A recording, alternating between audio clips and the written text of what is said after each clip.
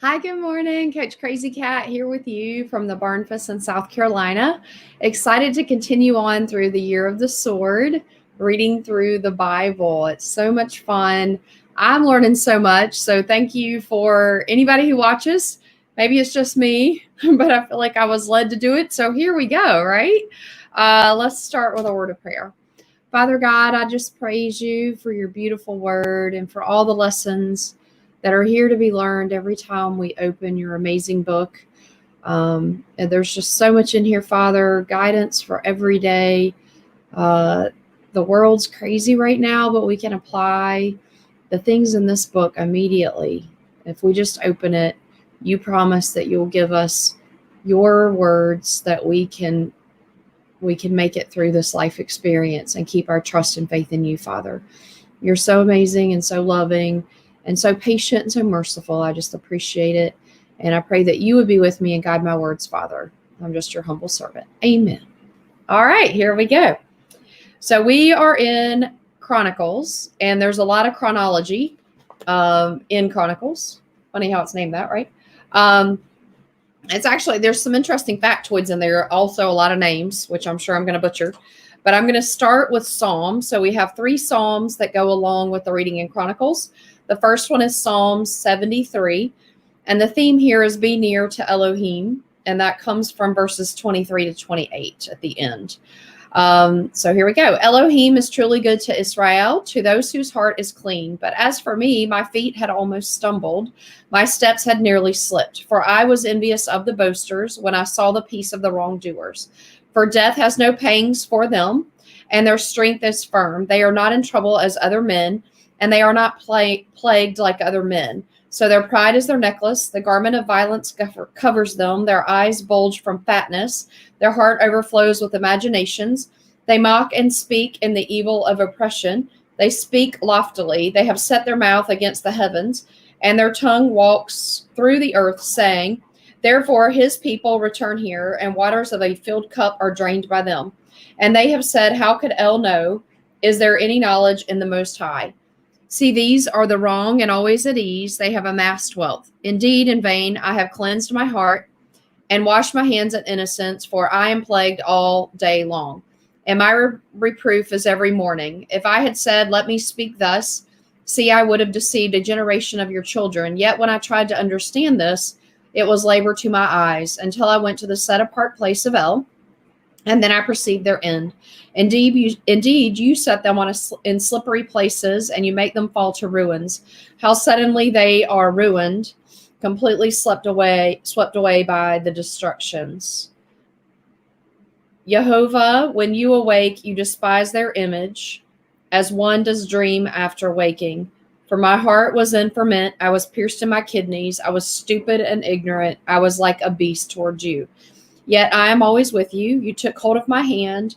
You lead me by your counsel, and afterward receive me into esteem. Whom do I have in the heavens, and I have desired no one besides you in the earth. My flesh and my heart shall waste away, but Jehovah is the rock of my heart and my portion forever. For look, those who are far from you perish. You shall cut off all of those who go whoring away from you. But as for me, it is good to be near Elohim. I have made my refuge in the Master Yehova to declare all of your works.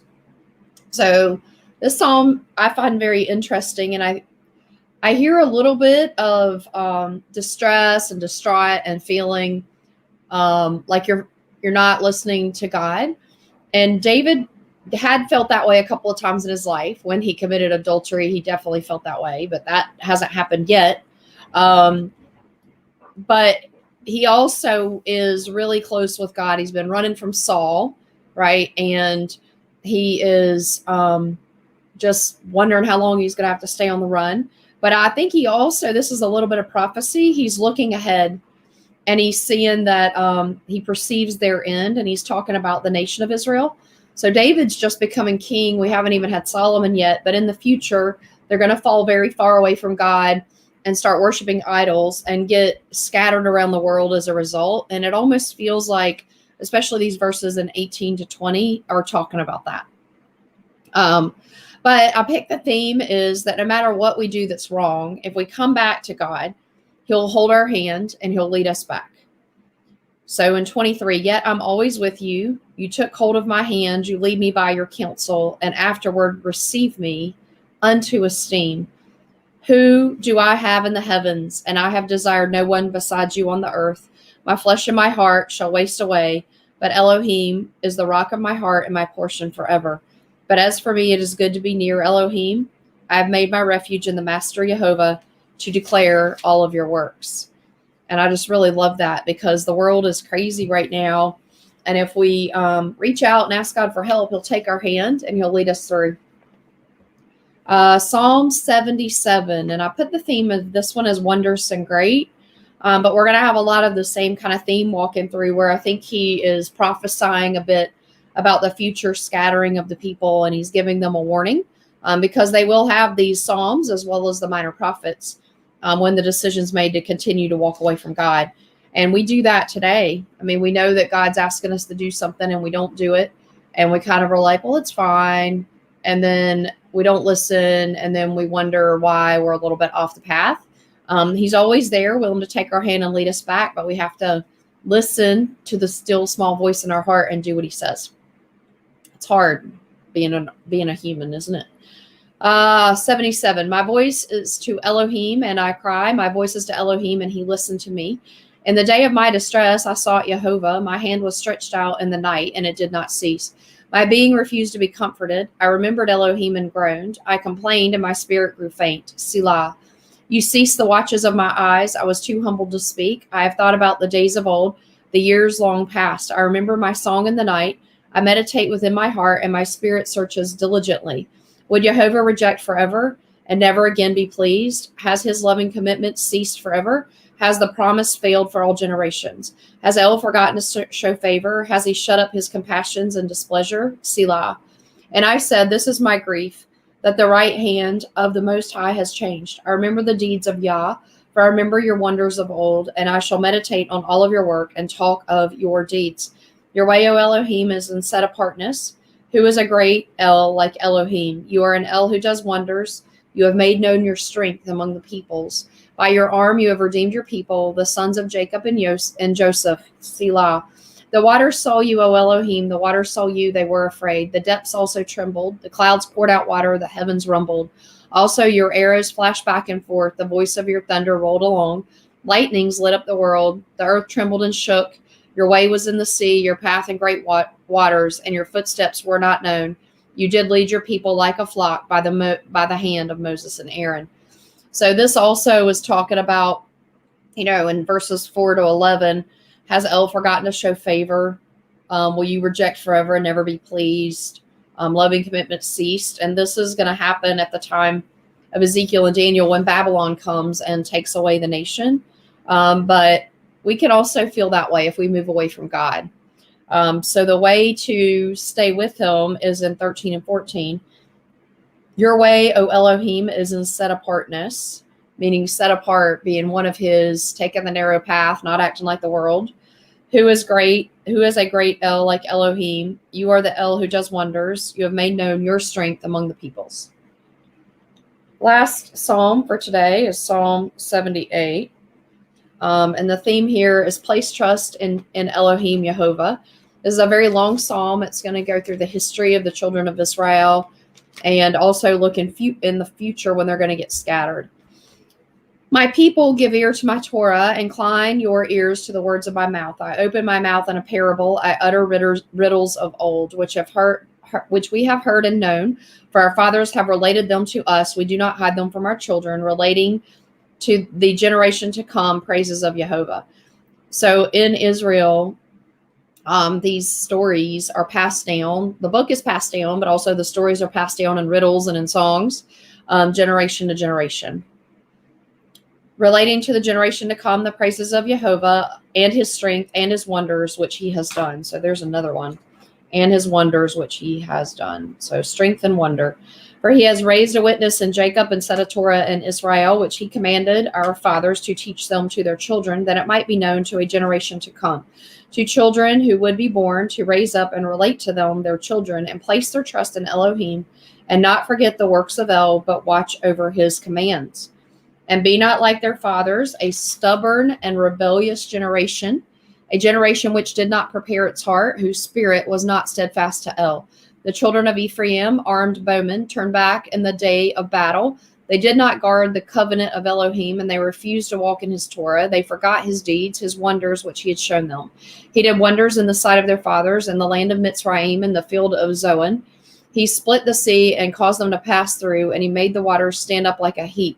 He led them with a cloud by day, and all the night with a light of fire. He split the rocks in the wilderness and made them drink as from the great depths, and brought forth streams from the rock and caused waters to come down as rivers. They sinned still more against him to rebel against the Most High in the desert. And they tried El in their heart by asking food according to their desire. They spoke against Elohim. They said, is El able to set a table in the wilderness? Look, he struck the rock, so the waters gushed out and the streams overflowed. Is he able to give bread also? Would he provide meat for his people? Therefore Yehovah heard, and he was wroth. So a fire was kindled against Jacob, and his displeasure came up against Israel, because they did not believe in Elohim, neither did they trust in his deliverance.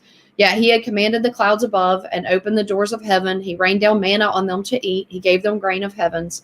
Men ate bread of the mighty. He sent to them provisions to satisfaction. He made an east wind blow in the heavens, and by his power he brought in the south wind. He rained meat on them like the dust, and winged birds like the sand of the seas. He let them fall in the midst of his camp, all around his dwelling place. So they ate and were completely satisfied, for he brought them what they desired.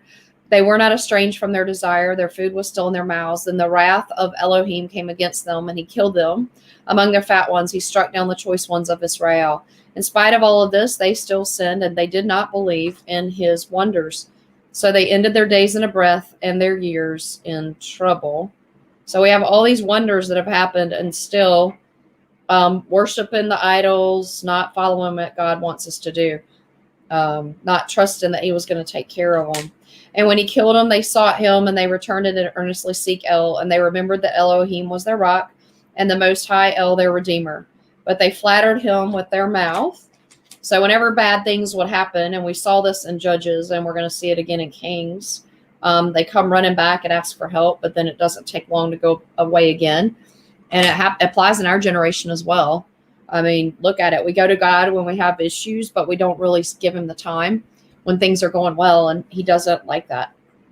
They flattered him with their mouth, and they lied to him with their tongue, for their heart was not steadfast with him. So remember that God can see the heart. So you can say all the things that you want, but he sees your actions, and he sees what's on your heart. So there's no point in lying to Jesus or Yeshua Messiah, God, Elohim.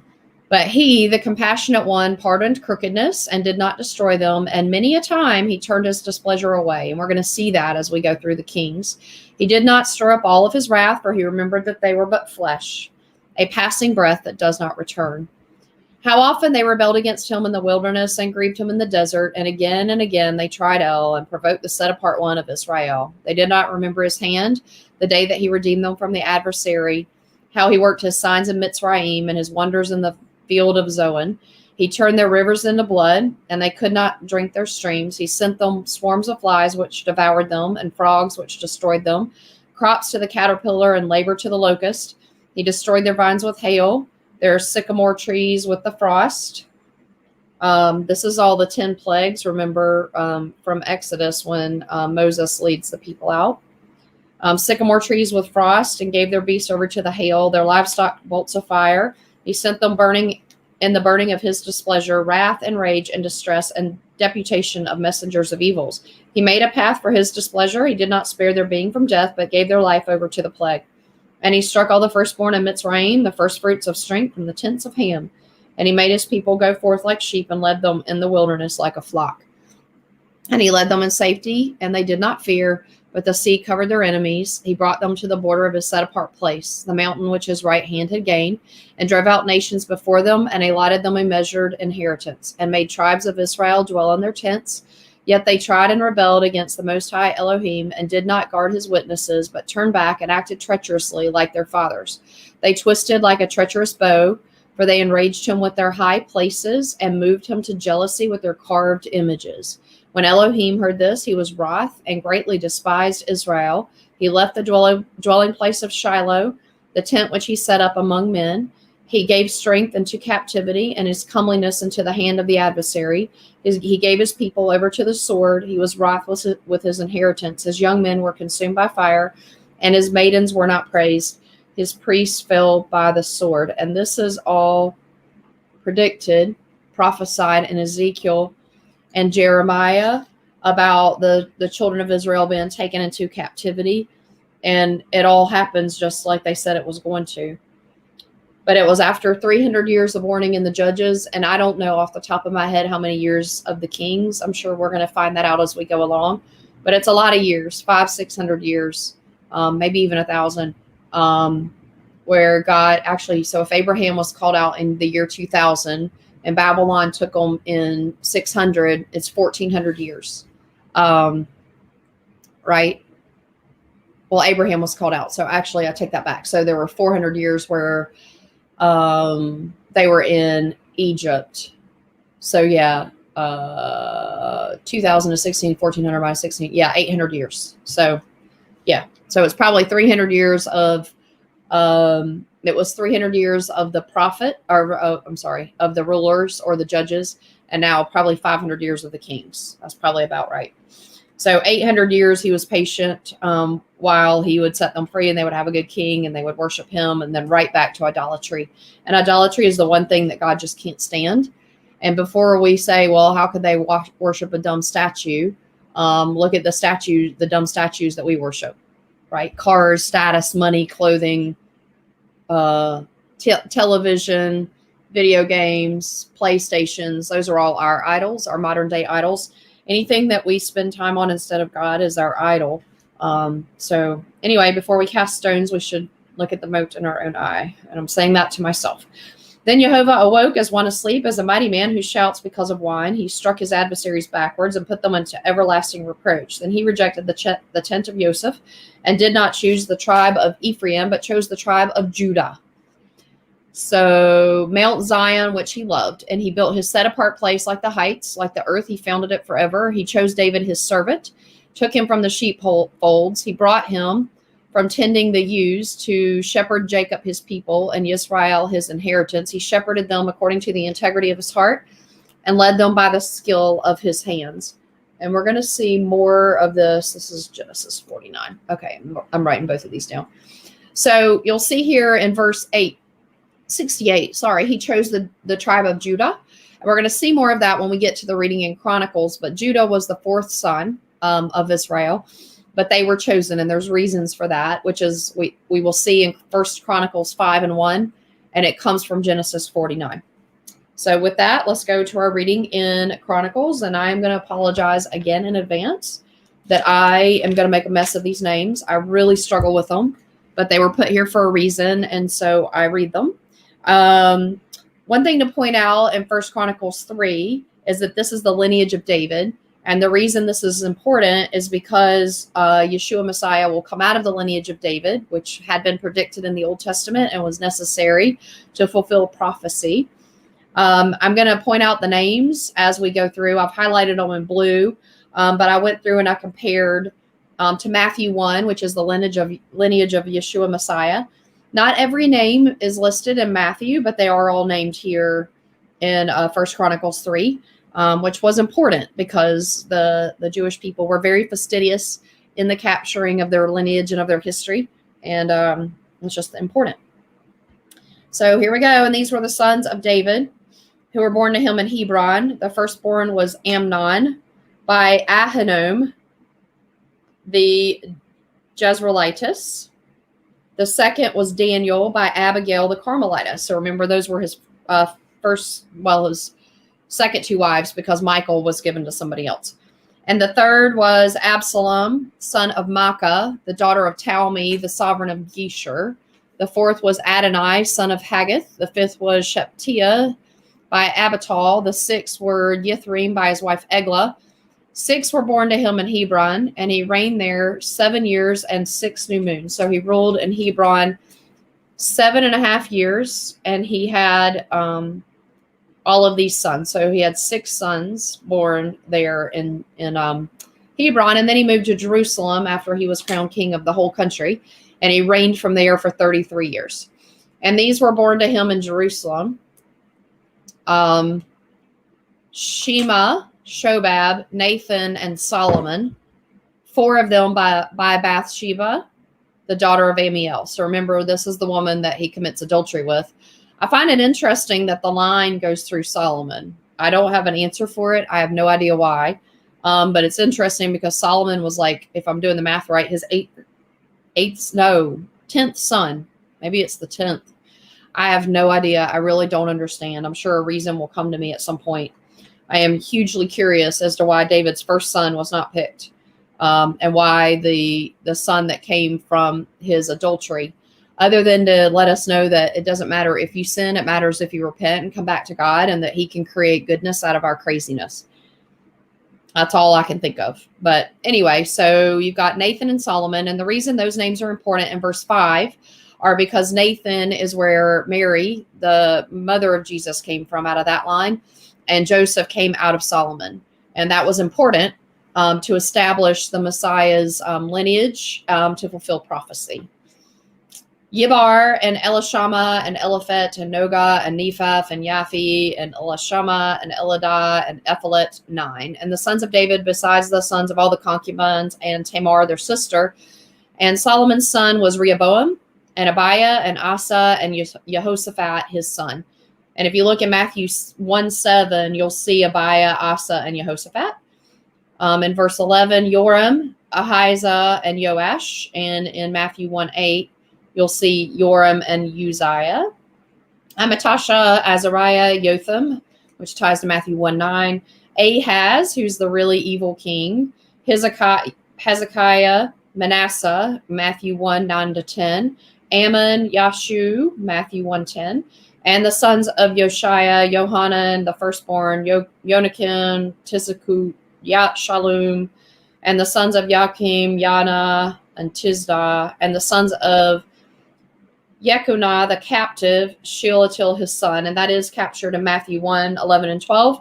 And it says that this was the king when they were taken away in captivity to Babylon.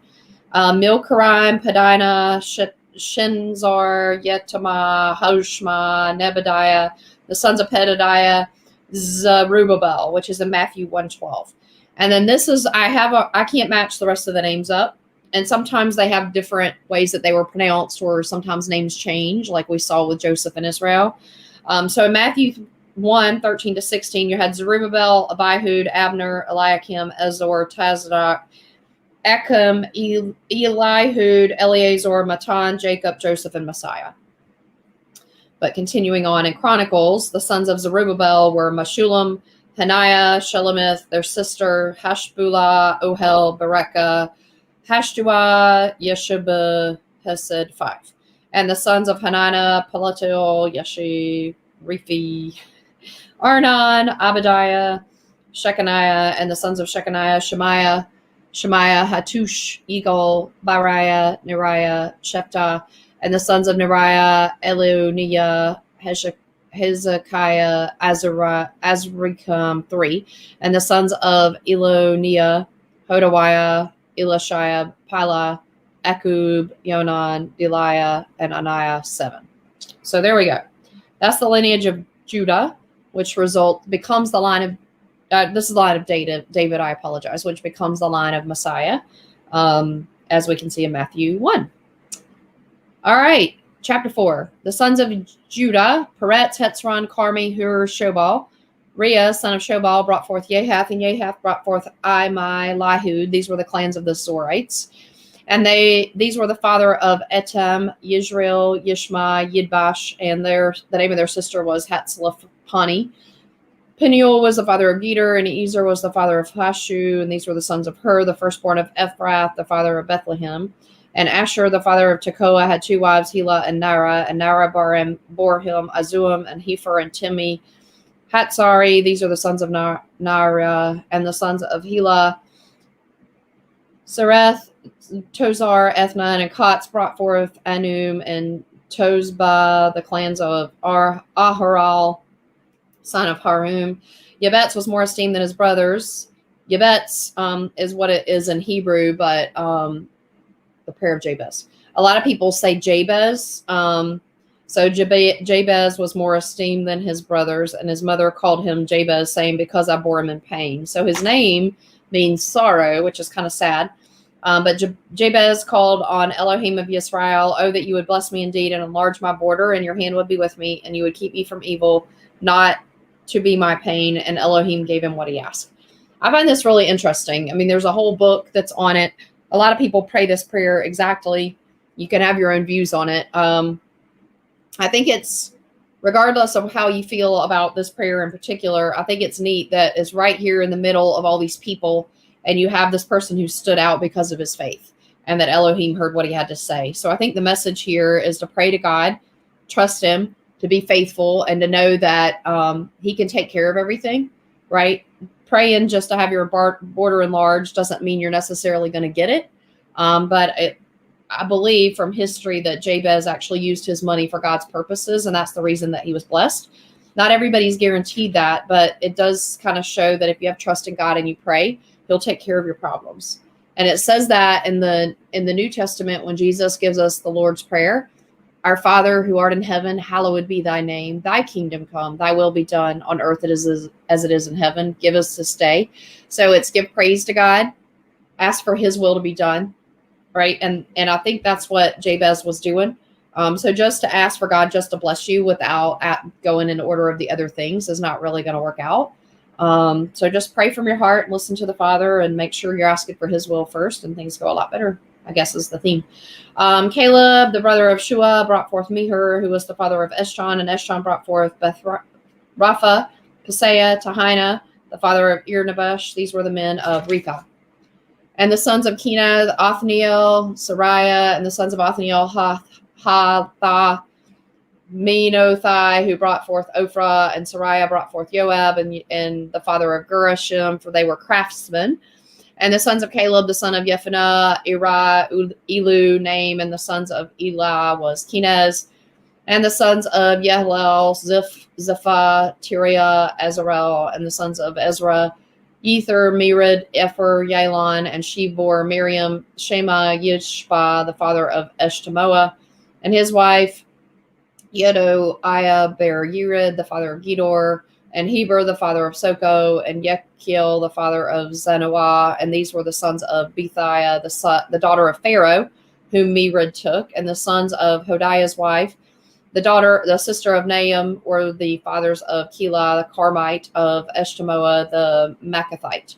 And the sons of Simeon, Amnon, Rena, Bethanon, Tulon, and the sons of Yeshi, Zohath, Ben Zohath, the sons of Shelah, the son of Judah, the father of Leka, Leda, the father of Maresha, the clans of the house of the linen workers of the house of Eshbiah. Jocham, the men of Kozabah, and Joash, and Seraphah, who ruled in Moab, and Lashbeam. Yashui beat Lehim, but the records were ancient. And these were the potters, and those who dwelt at Netim and Girda. There they dwelt with the sovereign for this work, Yemen, Yerubah, Zerah, Shaul, Salum, his son, Mibsam, his son, Mishma, his son, and the sons of Mishma, Hamalel, his son, Zacher, his son, Shimi. Shimi had 16 sons and 6 daughters, but his brothers did not have many children, nor did any of their clans increase as much as the children of Yehuda. And they dwelt at Beersheba and Moldah and Hatzor-Shal and at Bilhah and Etzim and at Tolad, Beth-Yul, Harmah, Tislag, Beth Markabah, Hatzar-Shuim, Beth Biri, and at Sharaim. These were the cities until the reign of David, and their villages were Etam, Anan, Rimmon, Token, Ashan, 5 cities. And all the villages that were around these cities as far as Baal, their dwelling places, and they kept their genealogy, and Meshabab, and Yamlak, and Yosha, Emtisah, Yoel, Yehu, Yoshabah, son of Sirah, son of Ashiel, and Elionai, Abah, Yoshaha, Isa, Adiel, Yishmael, Benani, Ziza, Shifi, Alon, Ida, son of Simri, son of Shemaiah. These mentioned by name were leaders in their clans and in their fathers' houses, and they increased greatly. That's kind of cool. And they went to the entrance of Gedor as far as the east side of the valley, to look for pasture for their flocks, and they found rich, good pasture, and the land was broad, undisturbed, and safe. For the same Hamites dwelt there formerly. And these written by name came in the days of Hezekiah, sovereign of Yehuda, and struck their tents in the homes that were found there and put them under the ban, as it is to this day, and dwelt in their place because there was pasture for their flocks there. And some of them, 500 men of the sons of Simeon, went to Mount Seir, having as their chiefs Petiah, Neriah, Naphiah, Uzziel, the sons of Jesse, and they struck the rest of the Amalekites who had escaped and dwelt there to this day. So they wipe out the Amalekites finally, many generations after God told them to. All right. Wow, that's a lot, huh? So that's the tribe of Judah, who was the selected son, and we're going to learn about that in just a second, of which Messiah came. So King David came out of Judah, and Messiah came out of Judah. All right. Chapter 5. Now we're going to talk about Reuben, who was the firstborn. Chapter 5, verse 1. As for the sons of Reuben, the firstborn of Israel, he was the firstborn, but because he profaned his father's bed, his birthright was given to the sons of Joseph, son of Israel. So the genealogy is not listed according to the birthright. For Yehuda prevailed over his brothers, and from him became a great ruler, although the birthright was Joseph's. So let's go back to Genesis 49, 4 through 7, which is when their father was dying. So Jacob.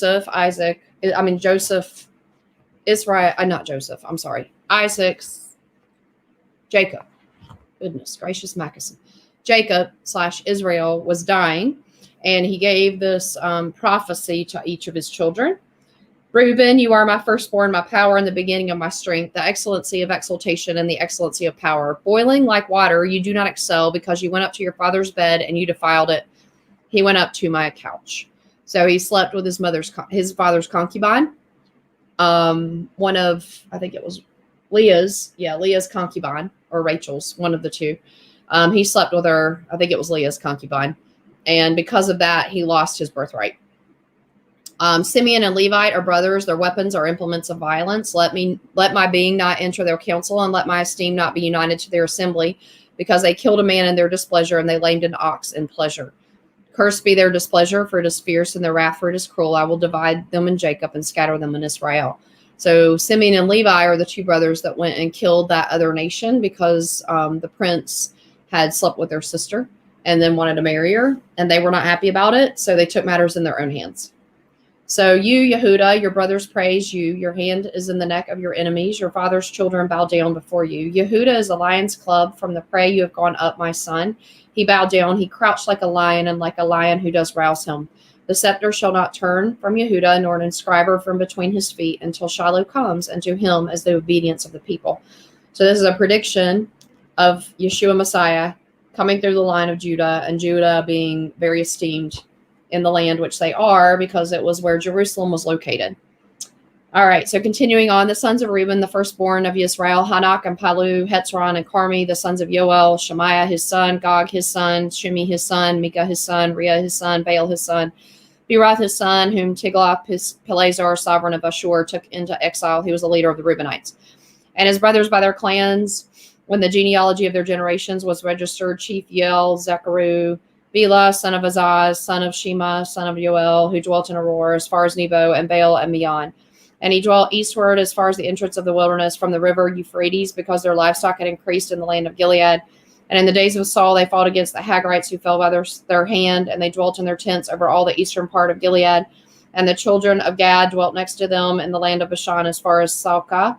Yoel was the chief, Shapham the next, then Yanai, Shapha and Bashan, and their brothers of their father's house, Machiel, Meshulam, Sheba, Yori, Yakan, Zia, Eber, 7. These were the children of Abihalil, son of Hori, son of Yorah, son of Gilead, son of Michael, son of Yeshai, son of Yadu, son of Buz, he, son of Abdiel, son of Guni, was chief of their father's house, and they dwelt in Gilead and Bashan, and in its villages and its open lands of Sharon within their borders. All these were registered by genealogies in the days of Jotham, sovereign of Yehuda, and the days of Yorabam, sovereign of Israel. The sons of Reuben and the Gadites and the half-tribe of Manasseh had 44,760 brave men who were able to bear shield and sword, to shoot the bow, and skilled men in battle going out to the army. And they fought against the Hagrites, Yeter, Naphish, Nodab, and they were helped against them, and the Hagrites were given into their hand, and all who were with them. For they cried out to Elohim in battle, and he answered their prayer, and they put their trust in him. And they took away their livestock. Sorry, I'm going to highlight that. They took away their livestock, 50,000 of their camels, 250,000 of their sheep, 2,000 of their donkeys, also 100,000 of their men. And for many fell dead because the battle was of Elohim. And they dwelt in their place until the exile. Aha. And they dwelt in their place until the exile. That's good to know. And the children of the half tribe of Manasseh dwelt in the land. They increased from Bashan to Baal Hermon, that is to Senir or Mount Hermon. And these were the heads of their fathers' houses: Ephor, Yishi, Elil, Azriel, Yirmi, Hodawah, Hadiel, mighty brave men, men of name, and heads of their fathers' houses. So here we have some pretty cool things. So first off, they had lots of brave men. We see that in 18. So they had gone and had fought like they were supposed to, and then they were wiping out the locals, which they had been told to do. And they cried out to God, and God protected them in battle, and he answered their prayer. And he dwelt with them until exile. So they're going to have, they're going to be living in their place until the time that everybody's taken away to Babylon.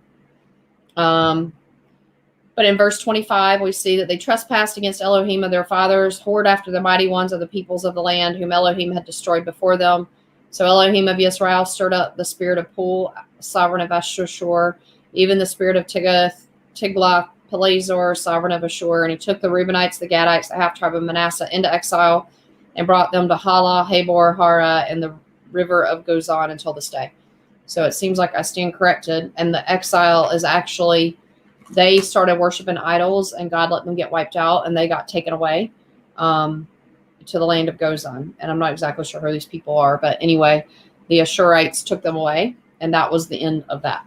So tomorrow we will continue on, God willing, in going on through. We'll end up in the tribe of Levi and Issachar and Benjamin. So we've still got a bit to go through the genealogy. They are very hard for me to read. I'm just going to be 100% honest with you. I can't pronounce these names, and some of it I wonder why it's here, but I know that all scripture was inspired by God, and I trust that. I trust him. I have faith in that. So we just plow through, and we know that, it'll continue to open up. So it's a whole lot easier now than it was the first time I read, and the next time I read, it'll get easier. All right, let's close in prayer. Father God, I praise you for your beautiful word. And for the men who penned it through time, Father, I just praise you for this word that's going to outlast all, that gives us hope and security and a future with you, Father, if we trust you and we turn our lives over to you. If anybody's listening and they haven't done that, Father, I pray sincerely that they would answer your knock and open the door. It's so awesome and so amazing, and you'll never regret it, not 1 minute. I just praise you in all. Thank you. Bye. All right, everybody, God willing, we'll see you back tomorrow. Have a blessed and beautiful day.